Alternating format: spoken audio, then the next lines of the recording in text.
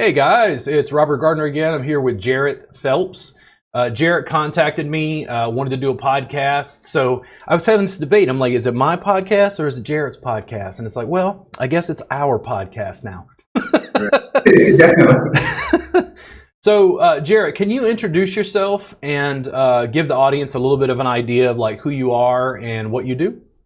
Yep, for sure. My name again is Jarrett Phelps, and I call myself a holistic health coach.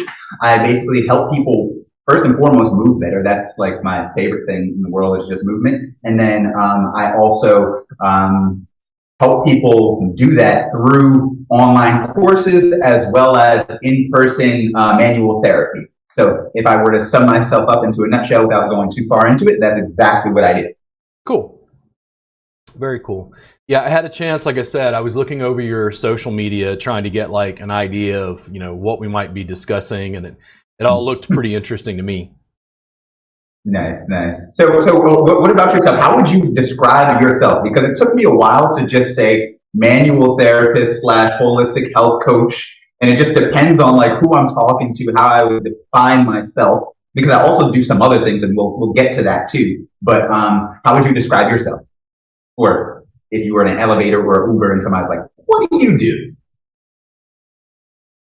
I'm an online entrepreneur who focuses on manual therapy education. Okay. And it depends on the audience. You know this. It depends on the audience. If I was at a party and said that, they're like, what? Like, what is he talking about? And I'm like, I started as a massage therapist, got into education, and now I'm teaching what I do through an online subscription service and teaching from 4 camera angles to an increasingly global audience. Oh, yeah. Yeah. So one thing that I wanted to ask you, or really just number one, kind of give you your flowers first of all, because I am actually a member of your reboot. Right. So for those people that don't know what it is, it's basically an online subscription where he basically charges $7 a month, which is extremely low, and this is like the most generous of information I've ever seen anybody give. You give so much information. I think at one point I heard you say, this might have been recent, that you have over like 600 hours. 800. It's well over 800 now. Yeah. There's so much information on there, and in an industry like manual therapy and massage, where did you kind of get the idea to give away the quote unquote secrets? Because I've talked to so many other people, and I'm kind of the same way. Like, I'll give the stuff away and I want people to get better. But in this industry, it kind of seems like people want to hoard the secrets when there really are none. Yeah. So let me clarify this. So how did I get the idea? Mm-hmm. Yeah. Well, yeah. How did you get the idea that you were going to start to teach massage, number one, online, when typically most people wouldn't even think of? So here's how that process happened. I started teaching in-person classes, and when I started teaching in-person classes, I said, man, I need like a workbook. And the workbook was just a concretization, a physical thing that went over the sequence I was kind of teaching the students to get started. So at that time, I was married, and my wife's son, Austin, I had a pair of like trunks or something, and I literally took a Sharpie and drew like the send lines on him and like took photos. And then I took those photos and wrote some basic text about what we were addressing and stuff, and threw it together in some kind of PDF or something. And then we had a workbook. And then I used to print them out and like 3-hole punch them and stick them in a binder. And I'd give it to the student. And the student was looking at it, and he's like, man, I don't know. I wish I had a more professional workbook. And I was like offended. I'm like, what? You don't learn this from some workbook. You learn about working on people. What are you talking about? And then I thought about it, and I'm like, because it was the first thing I ever created. Like it wasn't like a service, or whatever. Like it was the first kind of basically the beginnings of an info product, like a workbook, a tangible thing. And I went, could I get somebody to take better photos and then have like I'm like, yeah, totally, I could do that. And I talked to a friend of mine and a student who was a yoga student friend of mine, colleague and client. And when I talked to Anne, she was doing wedding photography. So I was like, Anne, can you like take photos? And then she kind of knew what I was doing because she was a client, a student. And she's like, yeah, absolutely. And we worked out a fee. We went into a studio. I shot the photos, and then I took my text and edited it. I put stuff underneath with like anatomy, and that became the free Thai massage workbook that I give away on the website. Okay. That really became the beginning, where it was like you created a thing, and then after that workbook came out, it was like, okay, now I can print copies, which is a retail thing, but then I had a PDF, and I was like, people don't know what Thai massage is. I was like, let me just give it away for free, and then like get an email. And this is 12 years ago. Like this is a long time ago when this started. So this was the genius moment. You had a free workbook. I went all over Facebook at that time and gave away that free workbook and collected thousands of emails in like a week. And went. Like at that time, I was collecting where they were from, by the way. It was all over Earth because I'm a body worker, right? Like I didn't know anything about digital distribution. Once that process started, it was like, wait a second, I can make videos to go with the workbook. Then all the students said, we want table tie. And I'm like, why? The tables? Ugh, we're trying to get away from that. You don't understand. Like, we don't understand where we're going. And they're like, we want table tie. So I was like, okay, another workbook, another DVD, another workbook, another DVD, another workbook, another DVD. Everything started to slowly, for better or worse, be eaten by this camera. And part of it was I realized people had their clothes on. You could film and photo document everything. And then it was like, I remember I used to take out my camera and one lavalier microphone, and I would make a YouTube video. And it was like this production process. It was like this, okay, Jarrett, we're going to make a video. We're going to check out okay, now tell them what you want to talk about. And, you make this little video. And then I went, wait a second. Why don't I just film the whole class? Yeah. Like, why am I just film the whole class and then sell them the recordings? And people were like, but you're going to give them the secrets. And I'm like, secrets? I've been trying to give this shit away for like 12 years. Like, that is basically how it started. Once that workbook came out and you saw sort of digital distribution, I looked at the business differently, and it's continued to expand and morph, I'd say, in like the last 12 years. That's really how it started. Once we had something that went out digitally, I understood more about the interconnection between in-person and online and social media and hands-on. Yeah. So, did you have anybody or I guess mentors, number one, in like massage that kind of led you towards that way, or you just had like somebody that taught you massage, Thai massage, whatever, and then you kind of figured that out on your own? Yeah, the digital side was something that I studied body work with various teachers. The digital side, I had to start looking outside of the industry. And one of the things that happened is, like, when you say mentors, I've got a lot of friends and colleagues and, people that I talk with regularly. And Austin, of course, is a big tech hub for those that don't know that. So one of my clients in particular is a very high-end programmer. And when my business started to shift towards the digital, he basically grabbed me and pulled me aside and said, you don't understand what you're dealing with. And I'm like, what? Because he could see the business shifting from this in-person, brick and mortar, hands-on thing to a digital business. Yeah. And the parameters around this, like, influence both, but it's like, this is just a different beast. So In addition, I had friends. A guy came in, a friend of mine, many years ago, and he's like, "Yo, man, you got to watch this video of this guy. He talks about all the stuff you talk about." And it was Gary V. And I was like, "Who is this?" And I was like, "Wow, he sounds like me. Like, just very." He cursed. He was very nice, but he like cut through the shit, and like he talked about video production and social media, and like kind of a guerrilla tactic when it came to connection with people. It's the same thing as to me, it's like with you, you contacted me, said, "Hey, can we do a podcast?" And I'm like, "Sure, when?" A lot of people won't reach out because it's like they're afraid or something. So Gary, in a big way, really put the nail in the coffin of some of the things I was thinking.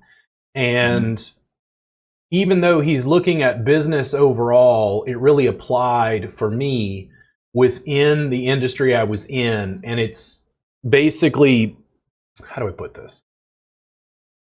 I can see the rift in the massage industry over time in regards to digital stuff getting bigger and bigger by the day. Massage therapists are, in my opinion, based on what I see, they're actively fighting this. We don't like this. We want to connect with people. And I'm like, this is digital connection and it scales globally. And they're like, nope, I want to connect with people hands on. I'm like, all right, go do that. Like you can market like it's Yellow Pages, but go ahead. No, I was saying that's exactly how I found you. Yeah. No, and see, but that's the thing. This is what's hilarious. The same massage therapists on Massage Entrepreneurs, a group I'm the admin of and created, by the way, will argue with me. And here's the thing. They're arguing about something on the internet. They're using the technology and criticizing it simultaneously and saying, this isn't about real connection. And I go, so why do you get so butthurt when I have opinions you don't like? Oh, it's like because the information on the internet actually is a form of connection. I know you think it's not. But people are exchanging ideas and doing business. Like they're still having debates about business cards and door hangers. And I'm like, you want people to come and get naked for you so you can work with them on a table, and you think a door hanger is going to sway them? Like you can literally take out a phone and make an Instagram video that goes out to thousands of people that shows them your face, shows them your eye contact, shows them who you are so they can choose to work with you. And you want to talk about door hangers?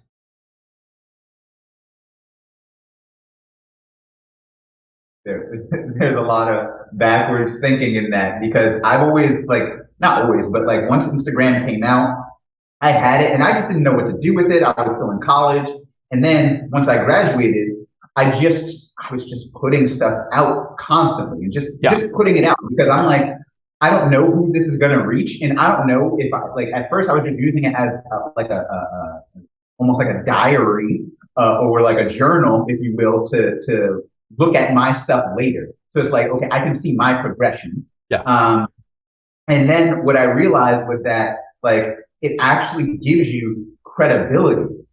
Now, I switched my YouTube channel from the one that I have now, but before I used to put some of my sessions up there. So when somebody would say "Hey, what do you do? What could I expect?" If they had any questions, literally there was a session just like you do. There's a session there, and any question they had, or I had now what I do is I teach people to kind of do it on their own. Obviously, there's a need for a therapist, but people don't get work every week. Yeah, it's just not a fit. So leveraging the internet has really been a game changer, especially recently for me now. On Instagram in the past 6 months, I grew my following to a ridiculous number that I never even saw. Before, I was I just want 1,000 people online to follow me because then I can start growing the business a little bit more. And I struggled to get 1,000, and I blew past 1,000, went to 7,000, then to almost 40,000. And then I realized there now when I'm selling my programs, people are other people are commenting on my post saying, "Oh, this stuff works," and it's just okay, this is the proof. I don't have to say much.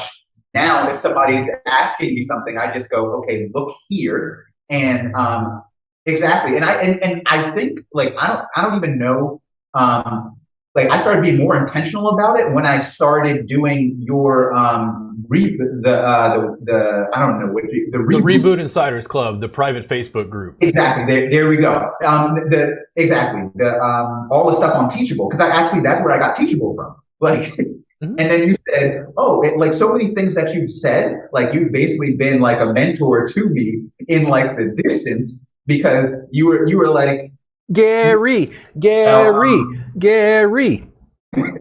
right, like you said something about I think you were working with Kristen on something, and you were like, you should have like a book or something like that. And I recently watched that maybe like 2 months ago, and I literally just finished the PDF. It should be edited tonight. Nice. So I have like a PDF guide out, kind of like not teaching people massage, but I'm teaching people self massage. So like through foam rolling and all of that stuff. So all the clients that, come in sporadically, now they can actually get lasting results because I have this PDF guide and I've sent some of that stuff to them already. But it's like that digital footprint was really like bringing brand to mind. Yeah. And yeah, it's just super interesting how that happened. And now we're online speaking. And I actually recently moved to Austin like 2 years ago. And then I Where reached did you out move from, by the way? New Jersey. New Jersey. Okay. Yeah. So like I was saying one day to my girlfriend, I was like, this guy that I've been following for a while is in Austin. Because I remember I think you were saying something. And I was like, I should just reach out to him because like I'm trying to regrow my massage, the manual therapy side of the business while integrating all the other stuff. And I'm like, I should just talk to him, even though I'm in like all the stuff. And I'm like, I know you do video and all this stuff. I'm like, I should probably just like reach out. And and here we are. Like, and I don't even know how many. Maybe I was in there for 2 years in your group, or Yeah. maybe 2 or maybe longer. I don't know.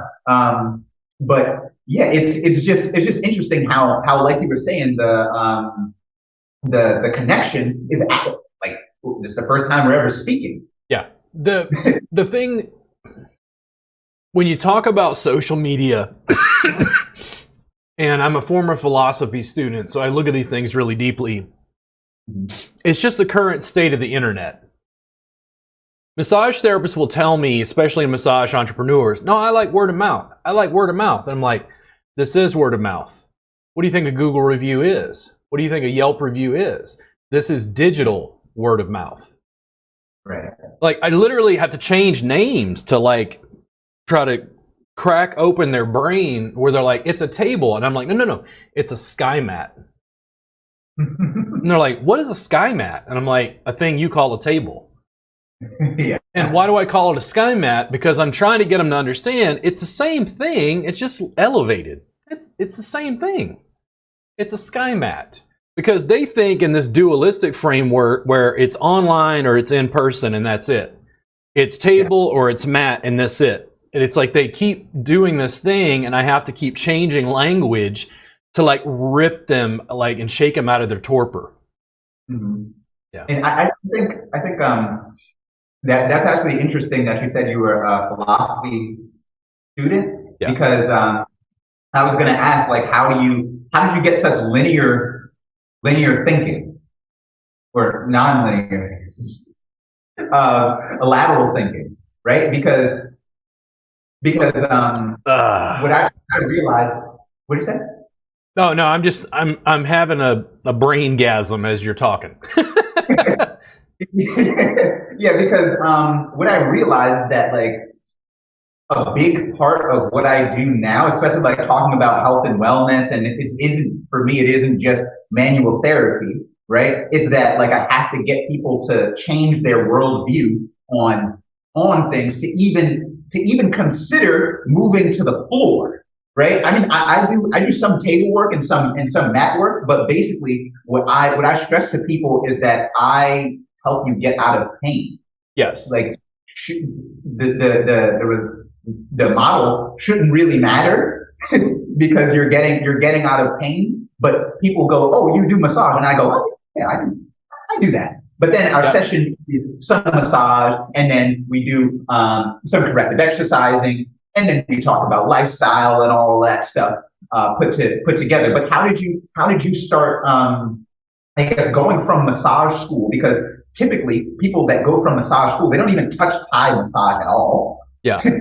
Let alone take Thai massage and put it on video for 800 hours, and then start teaching other people and like kind of cracking other people's like kind of world wide open as to how you can deliver a service that they thought was only cable nudity glide, like you would say.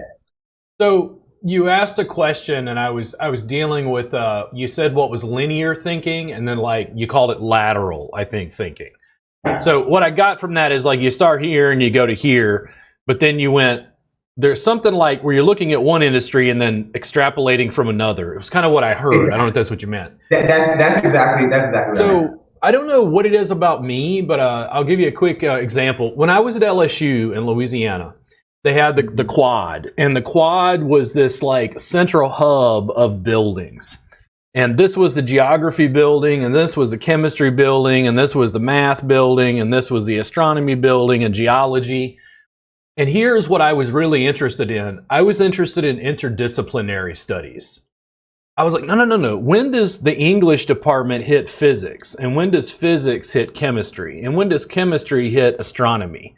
Mm-hmm. When does the astronomy hit like, poetry, basically? Yep. I was always somehow like I was more interested in that sort of conjunction. E.O. Wilson is a biologist who has now passed away. Miss him very much.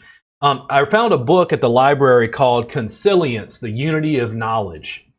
And the consilience is that interconnection of all those things I just mentioned. He was dealing with that intellectually as a scientist, as a biologist. So I was already doing that in addition to a lot of illegal drugs, which are all the rage now at microdosing levels. I wasn't taking microdoses. I was going to experience God directly with no intermediary. So you take that kid, and I got into a car accident. My health completely fell apart. It was all soft tissue stuff. Doctors were like, we can't give you pain medication because you're going to get addicted to it. And I'm like, dude, I'm in pain. What? Like, basically, I knew you are going to become a junkie if you cannot figure this out. So I dropped out of college and took all that free thinking and applied it to massage and bodywork. That's what happened. As I got through massage school, it was all the stuff on the fringes that started to like, wait a second. Like, this is way more broad than they gave us in school. Mm-hmm. Like, there was this formulaic like service you could get at Massage Envy, but it was like cranial sacral therapy, and then Thai massage, and then yoga. And yoga was really mind-blowing to me on a number of levels, because yoga flipped it around. Yoga was you working on yourself. Mm-hmm. And the more I looked at Thai massage and yoga specifically, and the inner web of mobilization, stretch, strengthening, lengthening, working on your body, sympathetic, parasympathetic nervous system, breathing exercises, I was like, man, if you take these two disciplines and interweave them for an American audience, that's fundamentally what I teach. Right. But like if you say yoga, they have a mindset. If you say Thai massage, they have a mindset. And to get them out of that torpor, to get them out of that locked in infrastructure, I'm like, next level pain relief. And I filed a trademark. Because I had to give them a new name, because they keep comparing what I do to these other things. And I'm like, no, why don't we go do whatever this is? Does it make sense? Yep. Well, I was going to ask you like how you started doing that, because I had the same thing. And similarly, I don't call it next level pain relief. Yeah. I say the future of pain relief. You better file a trademark. Right. I mean, I got to file a trademark now. But it's like similarly, I never studied philosophy. Now I'm kind of getting more into it because I'm realizing that like there are just gaps in, like you were saying, there's like, what I noticed was there was bodybuilding, right? There's bodybuilding for me, and I never actually did bodybuilding, but I did bodybuilding style workouts. However, I started out doing martial arts, right? So I started out doing martial arts, and when you start out doing martial arts, there's like nothing, there's almost nothing off limits because it's so like Eastern.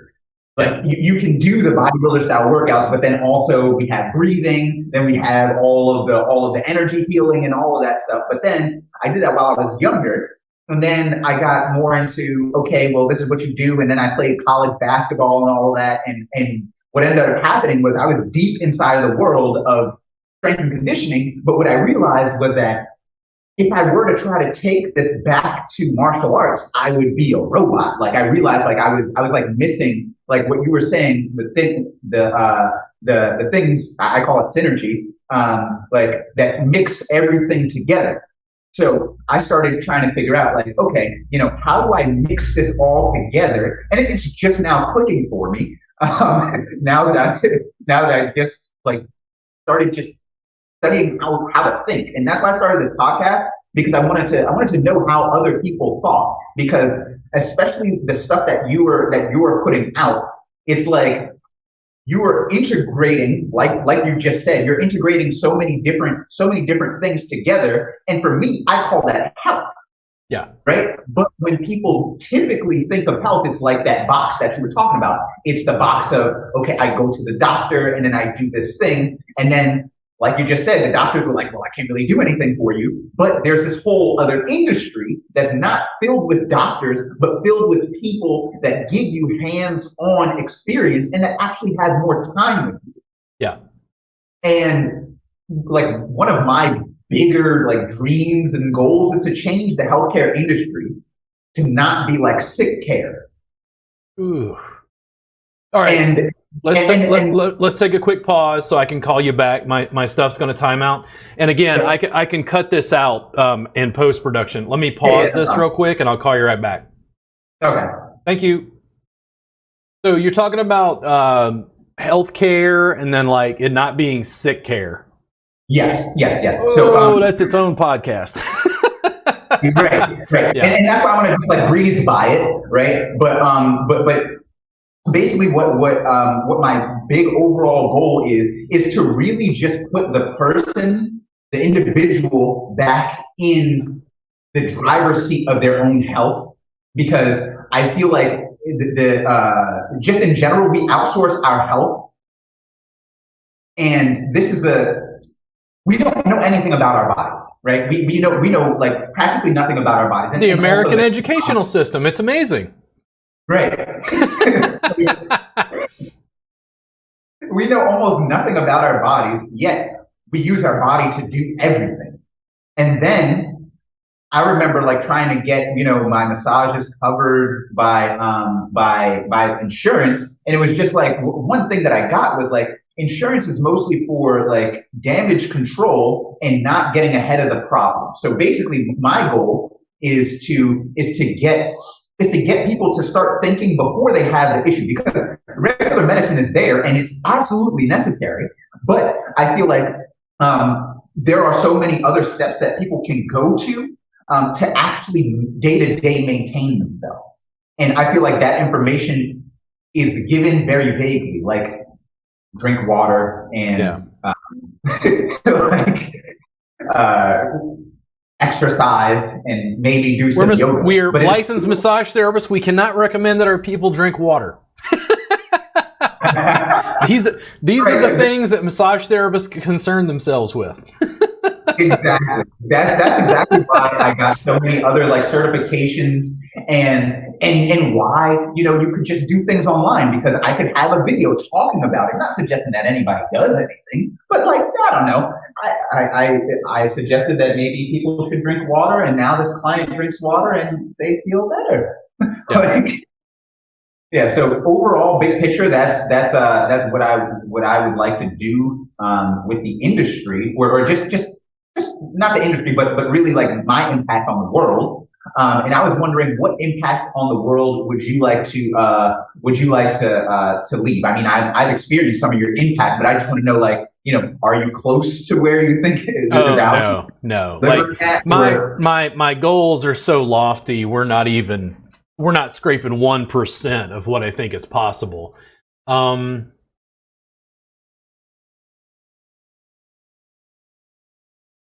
to think of, like, what does this look like?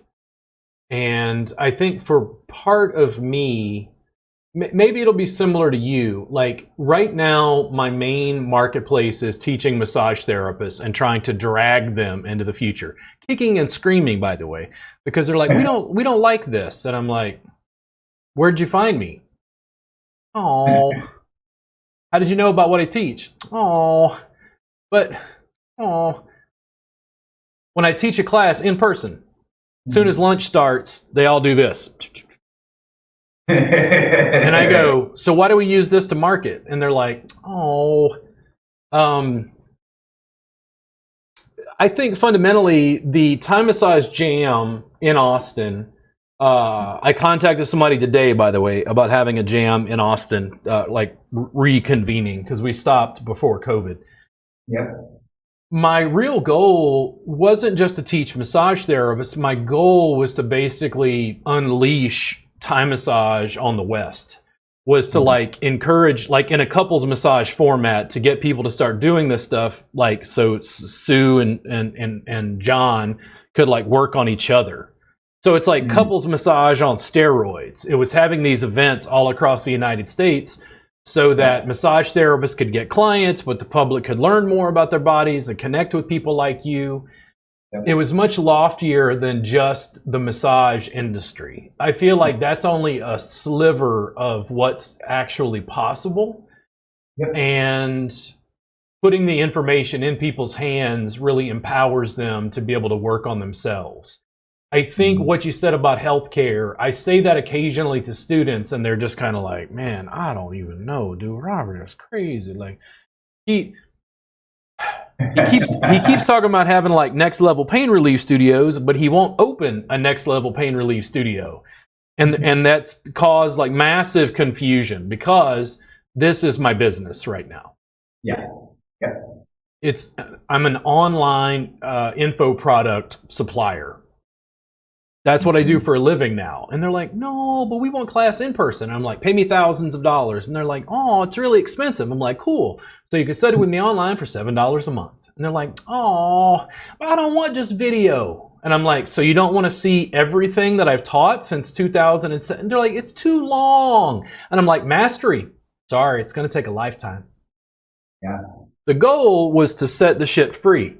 This is not a secret. I tell students this in the subscription all the time. Like, other educators have even done this. This is how bipolar the industry is.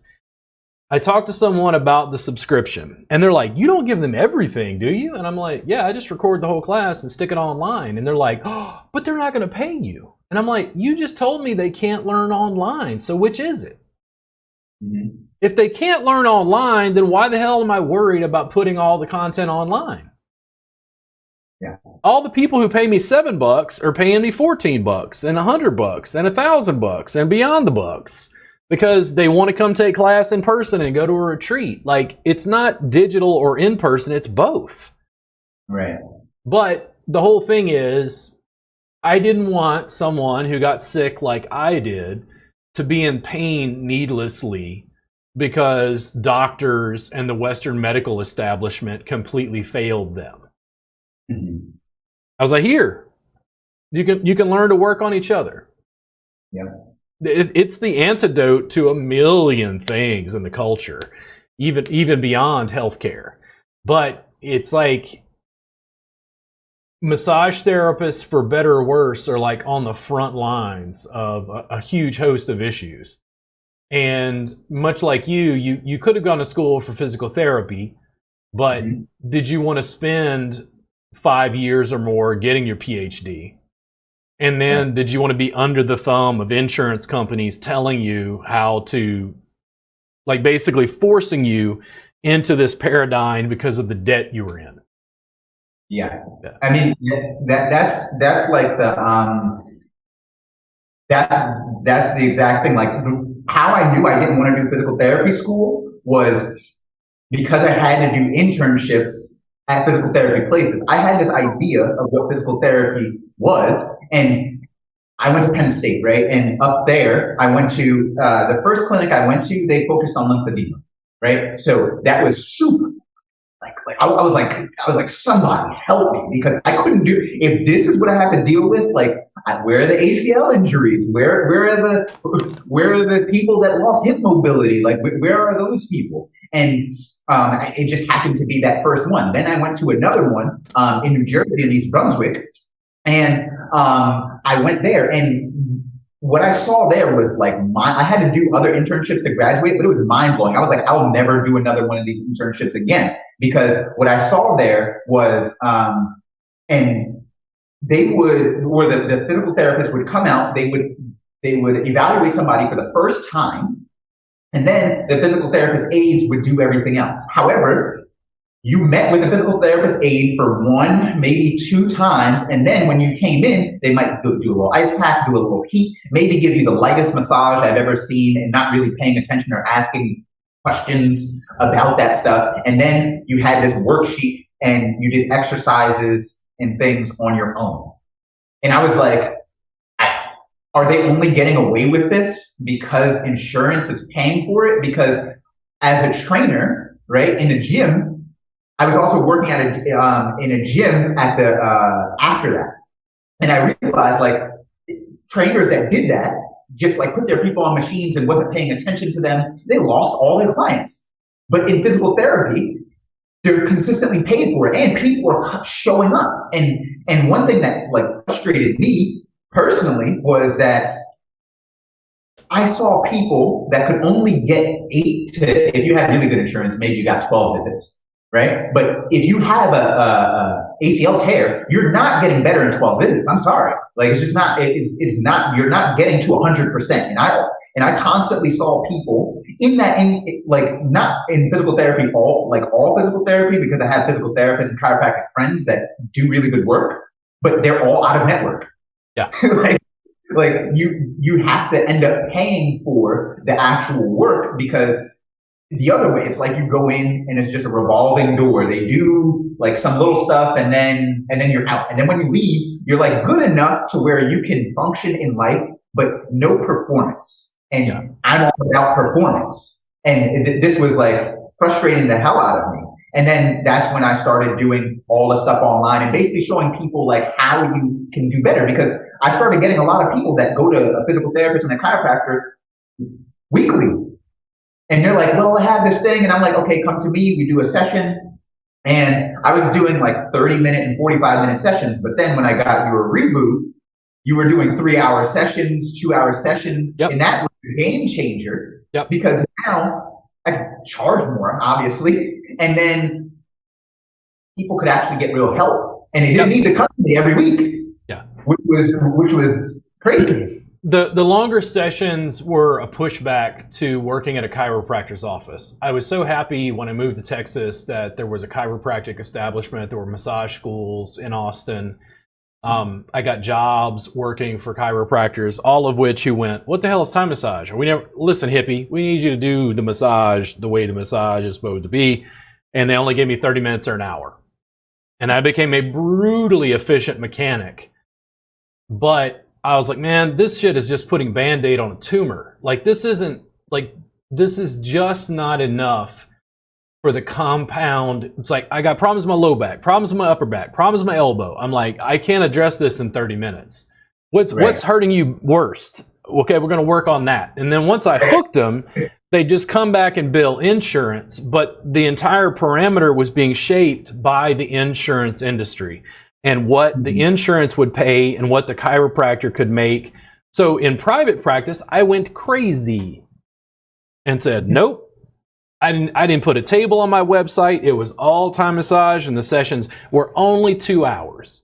Everybody thought I was nuts, and the business kept growing. In other words, I worked at the chiropractor's office, but this kept growing. Essentially, this got to a point, I extended the session to 3 hours, massage therapists were the ones who are like, nope, people won't pay for that. And I'm like, my bank account says otherwise. Yeah. And the thing is, it's like, it was a pushback because I was like, no, why can't I, as an artist, why can't I craft the service that people are willing to pay for? And then I cut out the intermediary.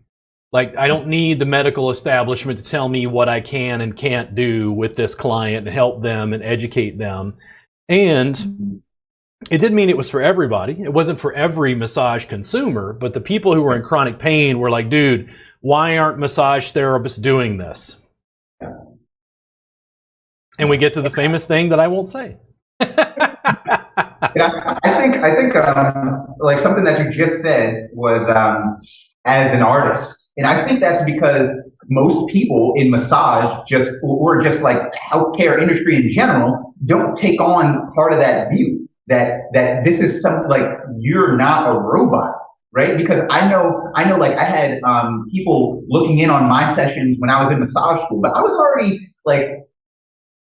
already studying massage and some Thai massage and different kinds of manual therapy before I got into massage school. Like I already knew what I wanted to do, and people were looking at me like, "Oh, you can't do that." I was like, "I'm already doing it. It's too late." Like, like why can't I do this if the person on the table or mat is not complaining about it? They're actually liking it and wanting more of it. Like in my in massage school, I actually ended up doing like almost table tie with the people because people are like, "Oh, my back hurts," and I'm like, I can't really get your back like that if I can't move your limbs around. Obviously, I'm not going to ask you to do any exercises here because of the situation, but you can keep your clothes on and we could just go through some general releasing of things. And you have a neck issue, you don't have to spend 5 minutes. We could spend an hour on the neck, and then all of a sudden you won't have to come back next week. Yeah. And the week after that. And like, obviously, sometimes that's not the greatest for retention weekly, but long-term retention, it was great. And see, and that's a very key point to me. Like, I had a kid in massage school one time. I gave a talk, and he's like, but if your clients get better, they won't come back. I'm like, when the clients get better, do you know what the Google reviews read like? Right. Like, dude, this is not, like, there is no shortage of pain. Right. I ain't gonna run out of clients anytime soon. Yeah. Like, this isn't like I need a recurring revenue stream. Right. Like, no, if I help people with pain, then I get more people who come in with chronic pain, and then I'm like trying to, for me, I had to start selling recordings of working on people in pain because I was like, dude, I'm trying to like figure this out so I'm not swamped. Right. Yeah. So one thing I wanted to ask was where do you see the industry moving towards? Because obviously, like the whole, I don't really want to say the 19 deal, right? 19? What? The COVID deal, right? Yeah. But that kind of like stopped a lot of things. But people are getting over that. But it kind of changed how people are basically viewing everything, right? And where do you see the massage industry going? Like, or I guess a better question would be, where do you want to see the industry moving to? Because that's probably a better question that I want the answer to. So this is exceedingly complex, and I'm going to try to word this in a way that's not going to get me in a massive amount of trouble. I think that the massage industry is, if things do not radically change, it's going to die. And the reason it's going to die is because of facilities like Stretch Lab and Stretch Zone. I had a school contact me because they wanted me to come teach a class, and then I was telling them, what the class was and how much it cost, because they contacted me, by the way. Sorry, I just dropped my phone. I got to move some stuff. So they contacted me, and I said, yeah, I can teach Thai massage at your school. Like, I was kind of just going back and forth with them. And they said, well, we don't really want you to teach Thai massage. We want you to teach, like, stretching. Can you teach stretching? And we don't want any mat. Can you teach it on a table? And I'm like, dude, why? Like, in my head, I'm going, why are you contacting me? telling me you want somebody to teach Thai massage, and now you want to change it. And what the young lady said was, well, we want to keep up with where the industry is going.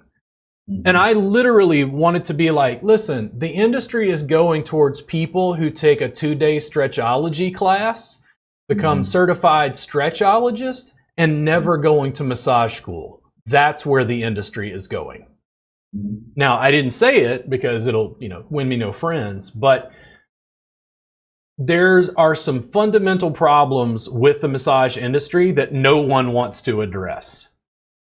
The therapist's hands hurt. I'm like, I've already solved that problem. They're like, the clients aren't improving well. I'm like, I've already solved that problem. Massage is too sexualized. I'm like, I've already solved that problem. I haven't had a client take off clothes in 8 years. And the entire massage industry is essentially going, nope, what you teach, Robert, is not massage. And I go, great, then we don't need licenses in all 50 states. Next. Yeah. Like, keep fucking with me. Next. Like, I don't know what to tell you guys. My clients are the ones. It's the clients. The therapists go, I don't understand. It's not what you were taught in school. I know. We're going to move on. The clients would go, dude, I don't understand. This shit is way better than massage. Why aren't massage therapists doing this? And I go, for that reason I don't want to say. It's funny. I actually worked at Stretch Lab, and before me going into like I'm re-bringing back in we're I guess in a stage of build-up back of all the manual therapy work, because I was working at a place called Restore over here, but they got rid of the stretching. But it was interesting because everything that you're saying, right? I saw the industry doing that already. I saw that before. I thought, like, honestly, before I went to massage school, I thought that I did not get a massage before I went to massage school. Right. I saw some of the stuff and I knew that was the license I would need to get. I watched some videos and stuff on it, but I thought that massage school would basically equip you like massage plus Stretch Lab. Yeah. And that wasn't the case, but I went in there with a plan anyway. Like, I already knew what I wanted to get out of it. So I got what I wanted. Right. And what I noticed when I got out, and I completely agree with you that it's going to die out, because exactly what you said was what people were, they're like, what are you doing here? Like when I'm working on them, because I'm basically using table tie. Yeah. And on a little bench at Stretch Lab. And people are like, this is way better than massage, like literally verbatim what you said. They're like, this is way better than massage. Like, I'm gonna cancel my massage thing and come here. Yeah. I never planned, and I never worked at a massage place just because I knew, like, I'd probably get fired because I don't do the regular massage. Yeah. And yeah, it was just interesting how exactly what I thought it would be. It wasn't that at all. It was like this clinging on to old kind of, like, this is the way things are. The death nails, man. We've always done it this way. I'm like, oh my God. Yeah, the whole thing is, I think if you had to have me say it in a way that's a little bit more amenable to the massage industry, I think there's going to be increasing diversification of services offered. So right now in the United States, there is no mat-based facility. We're talking United States. There is no mat-based facility. There is no mat-based chain. It don't exist. Makes sense? Yeah. So like, I always do this. I'm like, where are the aquatic therapies? And they're like, what? And I'm like, Watsu and aquatic therapies. That's a totally legitimate thing. But there's no major facility in the United States that offers it. Like, I do this again and again and again, and I try to hammer this away at the students, and they have a kind of a pushback because, I don't know, maybe I'm abrasive, verbally or otherwise. I'm trying to figure that out. I go to counseling. But anyway, the whole deal is, if I say in a class, I talk about brand, and I say, hey guys, so to talk about brand, I have to use examples they understand, and I go, listen, you guys want to go get a hamburger? And they're like, yeah. I'm like, where you want to go? And they're like, Whataburger. I go, what about In-N-Out? I don't like In-N-Out. This is Texas. This is a big like battle. Like they're gonna go to war over this because they love Whataburger and they hate In-N-Out. I'm like, Wendy's, Fuddruckers, Freddy's Frozen Custard. Just like you can just like list McDonald's, Burger King. You can list all these different companies that basically sell as their main product a hamburger, fry, and a drink. Right. But they're all very distinct brands. And then I go, now how many brands of massage are there? And they're like, what? And I go, massage. Yeah. There's, Massage Envy, Hand and Stone. And I'm like, what does the public know? Hamburger.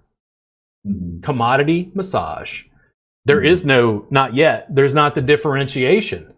And then while I was trying to drag therapists towards table tie, Stretch Lab, Stretch Zone, all this shit started to open up, and I went, oh my fucking God. You have got to be, and here's the thing, massage therapists right now will argue with me. Nope. Our state board is cracking down. They're going to shut down these stretch facilities. And I'm like, good luck. If you think that's going to happen, do not hold your breath. I was in the industry. Yeah. I was literally there when they only had a few, and I saw what they were planning to open. And this was before COVID. This was like maybe 3 years ago. Yeah. And everything that they said was happened during COVID. It opened up, so they're not going away. If anybody's listening, they're not going away. Yeah, I mean, the thing is, I've had people contact me, like they'll be a yoga teacher or something, and they're like kind of interested in studying what I do, and then they're like, should I go to massage school? And I'm like, hold on, it depends on what your long-term goals are. If you don't want to necessarily have your own private practice, but you kind of want to do what I teach, but you want to do it in a table, I was like, you can go to Stretch Lab and take a course in like a week, basically, and then just work at their facility. And they're like, oh, no, but, but I need a license, right? And I'm like, no. Depending on what you want to do, by the way. Right. Like, if you want to advertise massage, don't do massage without a license. I'm not encouraging anybody to do that. The debate is, what is massage? And I was a philosophy student. I can take 500 micrograms of LSD and think about that shit for 24 hours. And it's totally fine. Don't bother me a bit. Don't bother me at all. But the differentiation in the marketplace will happen. The brand battles have started. And one of the frustrating things I have with massage therapists is like, massage therapists don't own Massage Envy. Massage therapists don't own Soothe. Massage therapists don't own Zeal. Massage therapists don't own any of this stuff. It's always people who come in from outside with innovative ideas like Stretch Lab and Stretch Zone. Right. Yeah. Right. Then therapists will do this. I see them online. They go, I want a stretch routine. And I'm like, hey, here's my Thai massage stuff. And they're like, nah, that's not, I don't know, Rob. Thai massage just isn't my style. And I'm like, great, because I'm told I don't teach Thai massage either. And they're like, what? But it's Thai massage. And I'm like, what is Thai massage? And then I go on back to work because they're making all these weird assumptions about stuff instead of like really digging into the heart of the matter. I am not an expert in martial arts. I don't sit down and have conversations about the differences between Wing Chun, Taekwondo, Brazilian Jiu-Jitsu, Muay Thai, which is superior, which is, I just not my area. All I did with clients is I said, listen, are you in pain? Let's address it. And I addressed it through completely legitimate means under my massage license. I'm not doing anything out of scope of practice. But the packaging of the service was completely different, especially mat-based. They're like, whoa, you don't even use a table? And I'm like, oh, no, we evolved we're way past that. To an industry that's based on table, cream, glide, and nudity, that makes me a complete pariah. They're like, nope, I've been told flat out, what you offer is amazing, but it's not what we do here. In other words, our entire industry is based on selling fossil fuel powered cars, and you come in here with an electric? And I'm like, but this is superior. It doesn't, and they're like, no, we're gonna do what we've always done. And I'm like, good luck.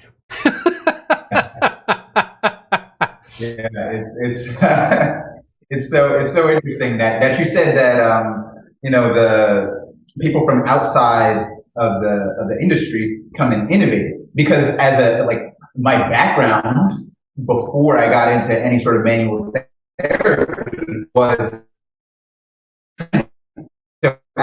Wait, hold on. Your audio cut up for me for a second there.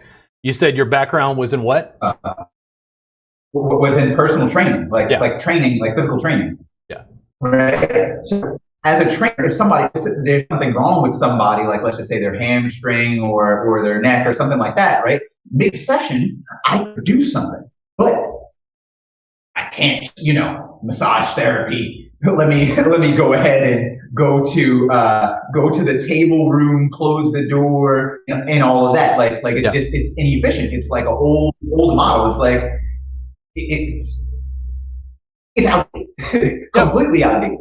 But I want to ask you about also what do you think about the future of like the internet and delivering these things? Because obviously, there's always innovation. Of course, tech is always booming, and what I see now is like a lot of people just adopting like Web3, like NFTs and crypto and all that. Is there anything? Do you study any of that, or plan on adding any of that into your business? Because I know you're kind of like forward thinking. I've already looked at NFT technology, wondering if I could make like a class that was an NFT. Stuff like that. And frankly, right now, the way the blockchain is set up, the files would be too big, so it's not really feasible. It works better for like small, like art, like a visual kind of stuff. There are a lot of layers. I think that how do I say this? So I don't think that the personal service of massage will necessarily go away in my lifetime. In other words, I work on you, you work on me. I think, if anything, there may be an increasing need for that the more and more and more we're like interacting with technology. Right. Because now it's like food. Like we could stay home and cook our own food, but then people go out to a restaurant at that point where the robots are serving, but it's to have personal connection with people. Imagine that AI got so strong and we had robots that did like cooking, okay? But you chose to go to the restaurant where, whoa, they've got an all-person staff. They don't even use robots. Yeah. And now you make a choice to have this, I'm going to go out and do this specifically because I want the customized personal experience of dealing with people. Make sense? Yeah. I think a big thing that massage schools in particular and educators don't see is increasingly, I think that online is going to eat education. Education, not just in the massage industry, by the way. Education is fucked. And if you think this technology is not going to eat that, like I have conversations with students and they're like, well, where did you go to school to learn this? And I'm like, YouTube.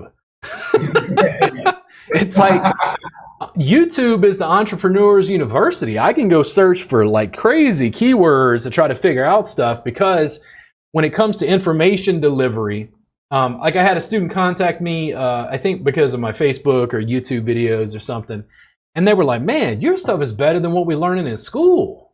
Like you even put the anatomy on the screen. And I go, great, that's the whole point. Like what I want is to get tens of thousands of young people following me online, studying with me online for $7.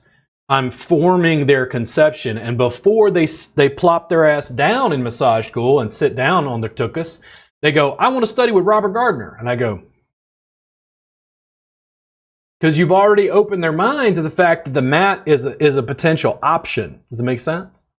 Yep. Right now, massage schools are teaching primarily, and this isn't to criticize schools, they have a very difficult task getting the students in Texas through a 500-hour program to get them to pass the MBLEX. But what's happening, remember we talked about insurance and the way it's squeezing the service? Mm-hmm. the rules and regulations and passing the MBLEX and massage school and student loans is squeezing the service down into this packaged, commodified service of table cream, glide, and nudity. That student needs to be able to leave there and go work at Massage Envy without any additional training. Make sense? Mm-hmm. Yeah. Yep. Yeah. But yeah. The reason why I was asking about the NFT stuff is because I kind of like the whole Web3 kind of deal. But what I was realizing with the with Web3, it's basically like being able to, like you're saying, you're getting a trademark, right? NFTs are basically like a trademark, right? Like, so that's why I was asking that question, because I mean, obviously, you know, there's a bunch of artwork and stuff, but one thing that I've seen just in general, because I'm involved with some people, they basically sell an NFT and it basically gives you access to certain of other people's IP. Yeah. Right. So like, and I'm not an expert on this, but let me open up NFT technology to people who are watching who don't quite understand or whatever. There may be a way, for instance, where I sell a ticket, and this was from a local coffee shop. I ordered some coffee, and then they sent me a little card with each coffee. And every time I sit down and drink the coffee, I'm like reading about where it's from, and this was from El Salvador, and I'm finding out how the beans were grown. But if you sell an NFT version of this, it can allow you as a ticket access to certain stuff. So instead of me selling an NFT course, I can sell a piece of some local Austin artist. We can get their artwork, have an NFT connected to the ticket, and now there's a specific online class, but you can only get access to 100 people. Exactly. Who get the art. That's exactly it. Yep. Yeah. Yep. So, I mean, that's kind of all the questions that I had lined up. I mean, this was definitely a good conversation, and I'm glad we got to connect. Was there anything else you wanted to kind of bring up or let the people know? And in regards to whether there's anything additionally, I'm a philosophy student. I can talk and read and write for forever. Podcast is a good format for me because I'm verbal. This could be taken into so many different areas, and increasingly I'm interested in talking to people like you who have different ideas, people in different industries. There are some yoga therapists that I'd really like to have some conversations with, because I think that fundamentally they're on the cutting edge of the stuff and the services of the future in some senses. But it's kind of I don't know, for the massage industry, it's a weird thing. Like what I did years ago, remember we talked about the workbook? I remember thinking at one point, this is me. I'm the guy. I'm the guy teaching from 4 cameras, doing an online apprenticeship, like flipping camera angles live, working with students. And they're like, what? And I'm like, you live in Canada, but I'm going to run 4 camera angles through Zoom and I'm going to teach you live.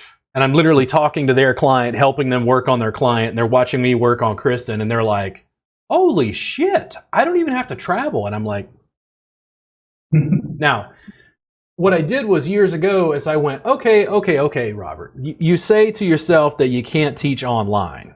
Like it's a hands-on discipline. It'd be like, I don't know, learning Brazilian Jiu-Jitsu online and only online. I'm like, no. You can learn online if you have a basis and there's some understanding and you can extrapolate by watching a video or whatever. It's more like digital supplementation than it is like replacing it. So to myself, I said, Robert, do we think the internet is going to grow or get smaller? And I said, I think it's going to grow. And I'm like, then you need to eat that real estate as fucking fast as possible. And I'm running 4 camera angles, and I spend more of my work week editing video than I do seeing clients or teaching students.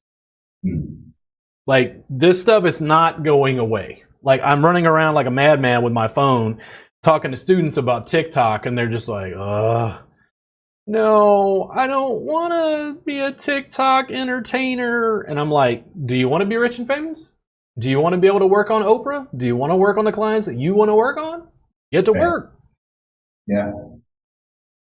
No, that's definitely a good message. Just start putting stuff out. Like just keep putting stuff out and actually put stuff out. I feel like, especially in the massage business, like the biggest holdback I see is they go, but people are going to judge me, and I go, yeah, and those people are losers. Yeah. Next. But also, nobody sees like people are like, oh, people are going to judge me. The internet is so fast, like it's so quick. Like even me, just like I put out a video and I'm like I don't know if this is going to be good or not. I even forget I put out the video. Like I forget, I know nobody else is going to remember. So I think the volume that you put out and the speed in which you do it, and it gets rid of the kind of, oh, I'm holding back. Like, oh, what about this? What about that? It's like people don't even care. They just want the information. And I think that's one thing that I definitely, it's definitely one thing that I got from you is like the speed of implementation, and always just like Gary Vee. I mean, I could guess that you learned something from him, I guess, because it's like document and just document the process. It's like you're already doing it. You just press. Like we talked about in the beginning about having like people beyond massage therapists doing the stuff I teach, and mainly it was in reference to like couples working on each other. It's kind of democratizing information. It's not about like getting people without licenses to do it. It's like it's getting people to understand that like when people go to a couples massage class, people know that these couples aren't like doing massage on people and charging. But they're learning enough to be able to learn about anatomy, learn about their bodies, and learn about touch so they can work on people. And they can do way more because, well, they're around each other all the time. Like massage can be kind of expensive. It's not within the price range of everybody. A big thing about setting up my subscription service was like, what can everybody on earth afford? And I was like, $7, let's do it. And people were like, dude, are you crazy? This is the biggest fight in my entire business. They're like, you have to raise the subscriber fee.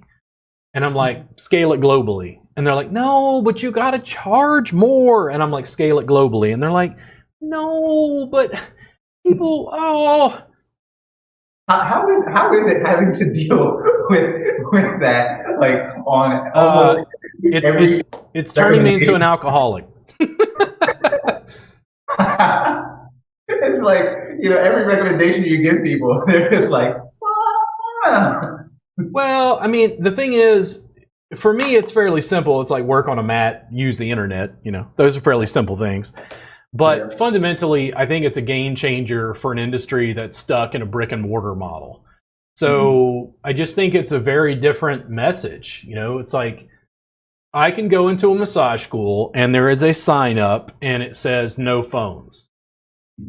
And I go, you're taking the most important information distribution technology on Earth that's ever existed and making it forbidden?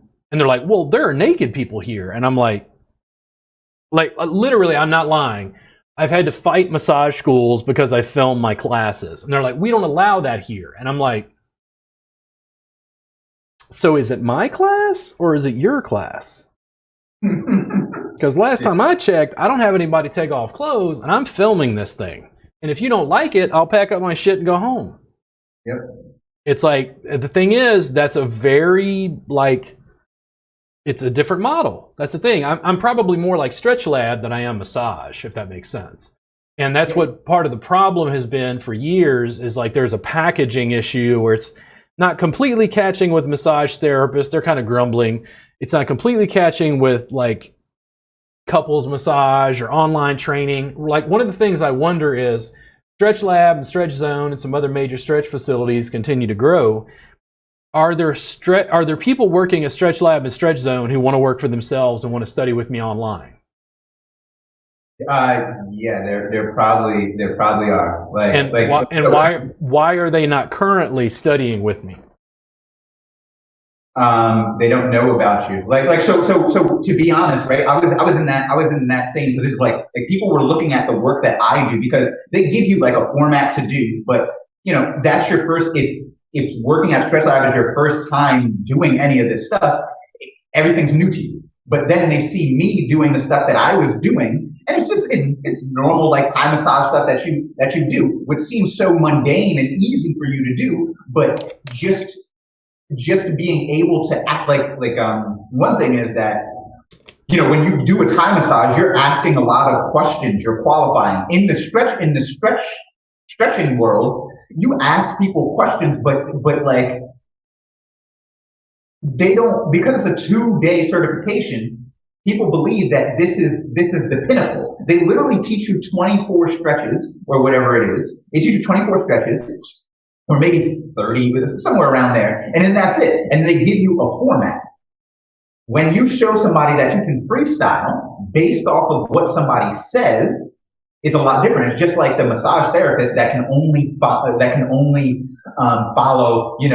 the neck, arms, front of the body, front of the legs, and then flip over, right?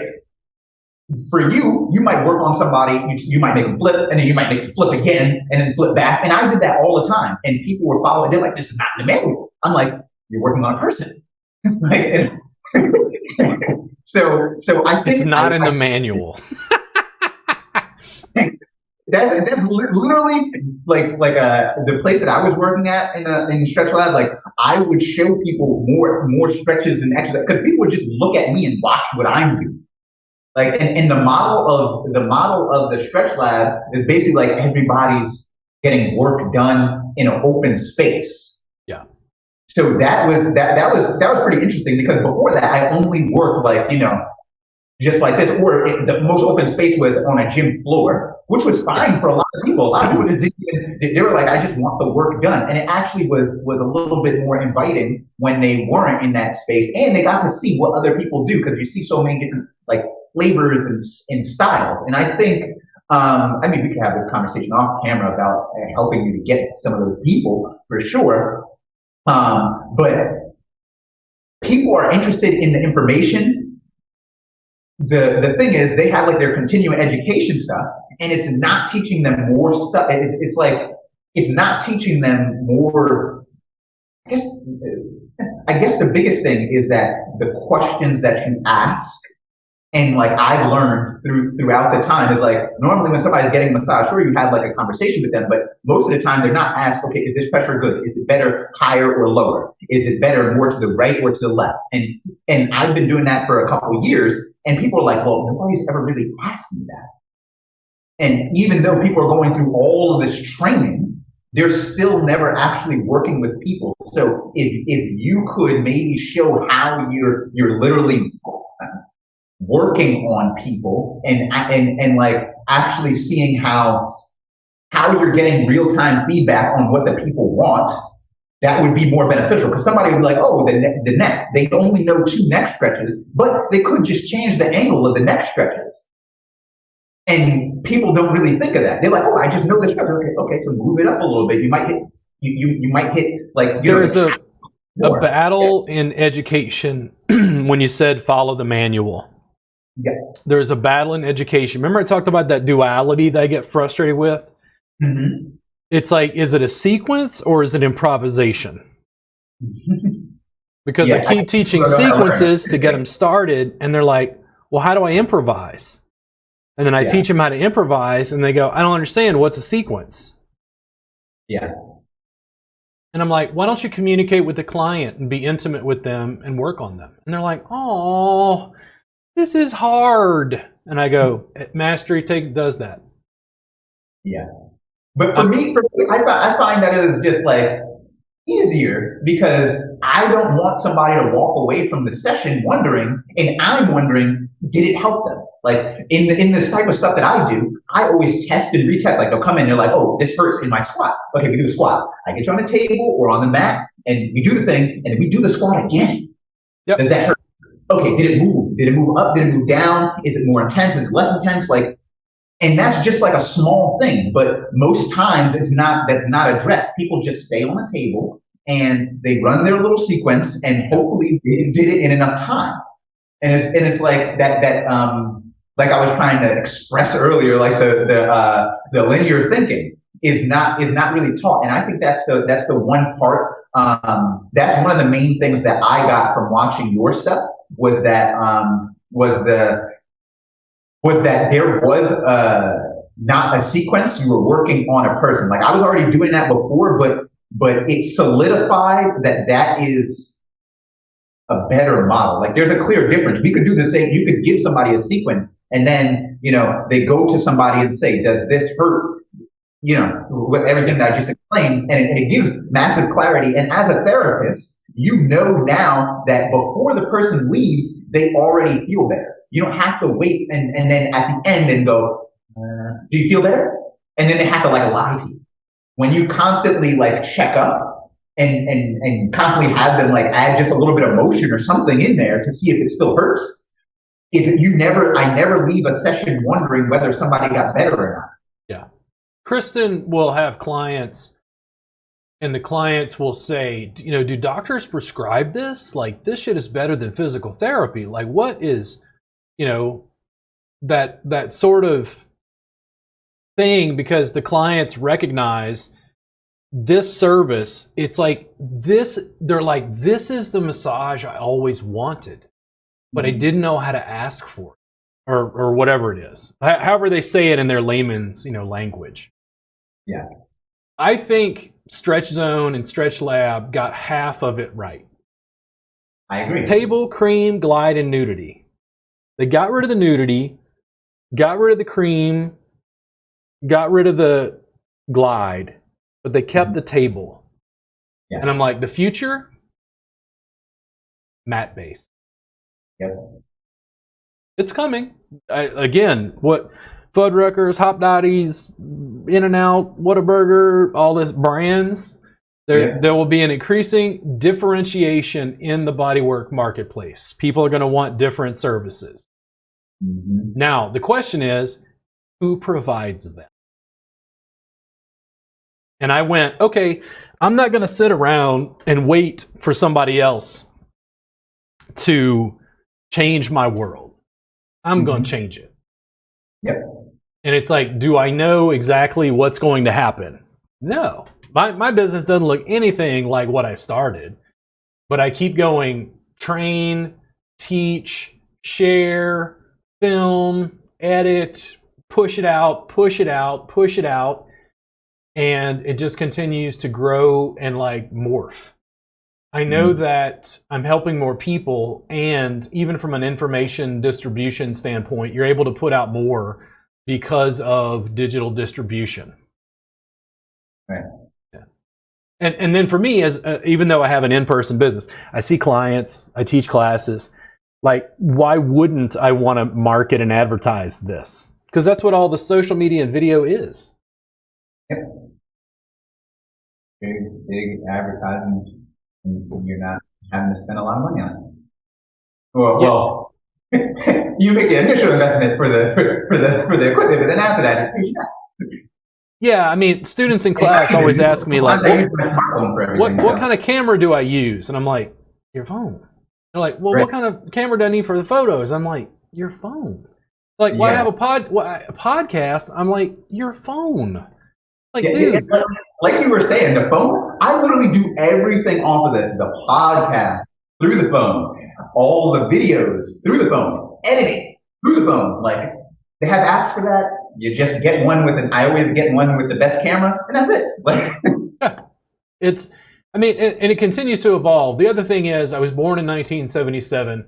I played Atari as a kid. We're communicating via space technology. In science fiction, you could see it, but I played Missile Command as a kid. This, you knew it was because I saw 8-bit Nintendo, and then I saw 16-bit Nintendo, and then I saw Nintendo 64, and then it was a PlayStation, and then it was a Genesis, and it was on and on and on, and it kept dude, I didn't see Twitter, YouTube, this was science fiction, right? But this is all just a normal part of communication in 2022. I'm really interested to see, you brought up NFTs. I'm really interested at 45 years old. What does it look like in 2042? 20 years from now. I'm a 45? Yeah. So I'll be 65.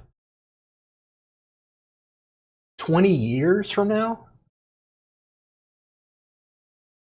Yeah, I think about that a lot. I'm seeing VR, AR, all of that stuff. I'm interested in AR though. VR not so much because it takes you out of actual reality, but AR is going to be very, very interesting for the whole world. That's the one thing that I'm interested to like kind of get into for sure. Yeah. When I saw Snapchat was before TikTok. When I saw AR or augmented reality for the first time on Snapchat, where it was like filters, yeah, I was like, oh my God. I was like, it's hard to explain because now it's like, what do you mean? Like, it was a big deal to put like a dog face. I'm like, dude, that didn't exist. Yeah, this is new stuff, right? I mean, the future of AR is crazy. Like, basically, you'll put on glasses and you'll be walking around in the regular world, but there's another world on top of that. Like, you could walk around and you can have digital real estate just when somebody is wearing the glasses. Yeah. Like, I mean, what I think about for education in our industry, to pull it back to our audience, this is why I said I think education is in trouble. Mm-hmm. Eventually, I will get to the point where I'm not flipping camera angles.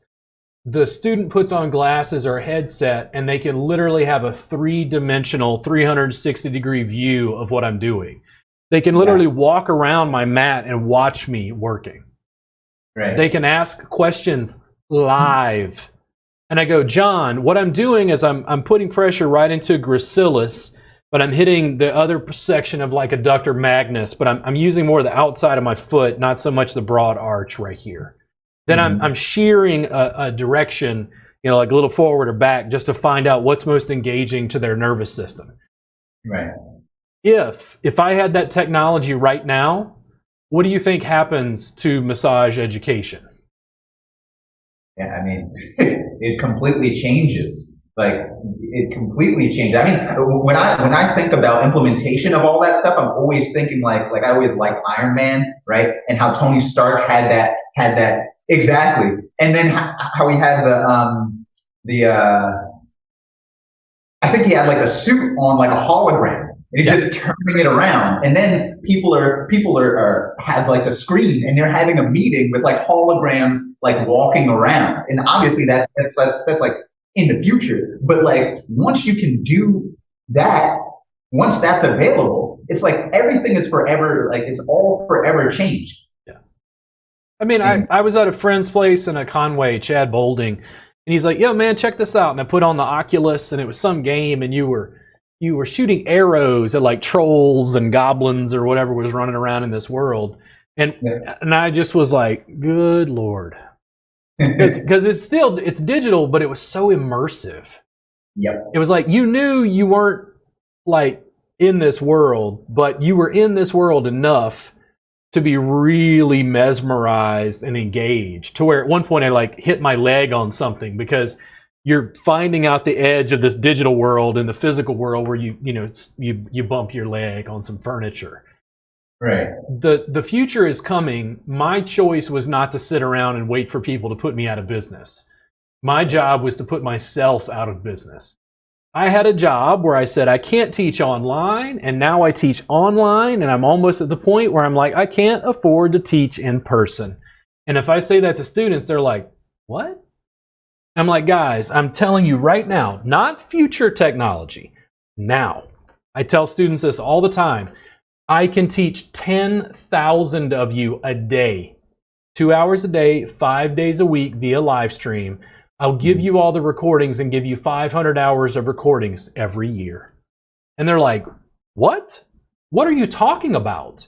And I'm like, I'm using technology currently to educate online, streaming over YouTube. I can teach 10,000 of you a day. And they're like, aw, but what about in person? Hey, hold on just 1 second. Hold on. So I don't know exactly where it's going, but again, the thing I saw with the internet is like, this is going to continue to grow. I don't know exactly in what form, but I've been on the fringe of like trying to grab it as fast as I can as it's growing. And I see an increasing divide in education specifically. It's not just massage education, by the way, it's education overall. People look at TikTok and they're like, I hate TikTok. And it's like, you hate global information distribution. And they're like, no, it's just dancing girls. And I'm like, no. You just don't follow the right people. Like, this is information distribution, and it depends on who you follow. Yeah, that's for sure. Yeah, that's for sure. So, anything else before we finish up? No, I just thank you for your time. And yeah, they can reach you at your website just above you, yeah, and they can reach you at your social media just down below you. Yeah, I would say if you want to get in contact with me, probably Instagram is the best way to go. I mean, if you reach out to me on Facebook, I answer too, but I'm usually just on Instagram. And yeah, I have a YouTube channel, but just message me if you're interested. And also, I am in the Austin area, so if anybody is in Austin and wants to connect, cool. Happy to connect you guys. So listen, thank you so much for having the conversation. Stay here. I'm going to shut this down and then go ahead and we can have a little chat just before I let you go. Thank you guys for tuning in. It was a really great, Jarrett, to have a conversation with you. Really appreciate all of you, and you have a great day.